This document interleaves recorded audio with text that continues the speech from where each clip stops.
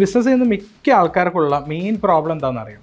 ക്വാളിറ്റിയുള്ള ലീഡ് കിട്ടുന്നില്ല എന്നായിരുന്നു. എന്നാൽ പ്രോപ്പറായിട്ട് ലീഡ് കിട്ടാൻ തുടങ്ങിയ സമയത്തോ അതിനെ പ്രോപ്പറായിട്ട് ഫോളോ അപ്പ് ചെയ്യാൻ പറ്റുന്നില്ല എന്ന്. എന്നാൽ ഫോളോ അപ്പ് ചെയ്യാൻ തുടങ്ങിയ സമയത്തോ ഇതെല്ലാ പ്രോബ്ലംസ് സോൾവ് ചെയ്തപ്പോൾ ഒരു മേജർ പ്രോബ്ലം വന്നു. അതായത് ഞങ്ങളെ ക്വാളിറ്റിയുള്ള ലീഡ് കിട്ടുന്നുണ്ട്, അത് ഫോളോ അപ്പ് ചെയ്യുന്നുണ്ട്, കസ്റ്റമേഴ്സൊക്കെ ഓക്കെ എന്ന് പറയുന്നുണ്ട്, പക്ഷേ സെയിൽസിലേക്ക് നടക്കുന്നില്ല എന്ന് പറഞ്ഞ മെയിൻ പ്രോബ്ലത്തിലാണ് മിക്ക കസ്റ്റമേഴ്സ് ഇപ്പോൾ സ്റ്റക്കായിരിക്കുന്നത്. പല ആൾക്കാർക്കും അറിയാത്തതെന്ന് പറഞ്ഞു കഴിഞ്ഞാൽ കസ്റ്റമർ സൈക്കോളജി എന്താണെന്ന് മനസ്സിലാക്കാണ്ടാണ് അവർ മാർക്കറ്റ് ചെയ്യുന്നത്. ഉദാഹരണത്തിന് എ എന്ന് പറഞ്ഞൊരു ബിസിനസ്സും ബി എന്ന് പറഞ്ഞൊരു ബിസിനസ്സും, ഇവർ രണ്ടുപേരും സിമിലർ കാറ്റഗറിയിലാണ് ബിസിനസ് ചെയ്യുന്നത്.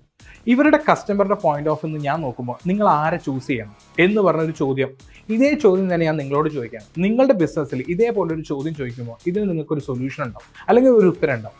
ആ ഉത്തരം എന്താണെന്ന് നോക്കി അതിന് പ്രോപ്പറായിട്ടുള്ള ഒരു സ്ട്രാറ്റജി ബിൽഡ് ചെയ്തിട്ട് നിങ്ങളെ കസ്റ്റമറെ റീച്ച് ഔട്ട് ചെയ്ത് കഴിഞ്ഞാൽ നിങ്ങൾക്ക് ക്ലോസിംഗ് നടക്കും.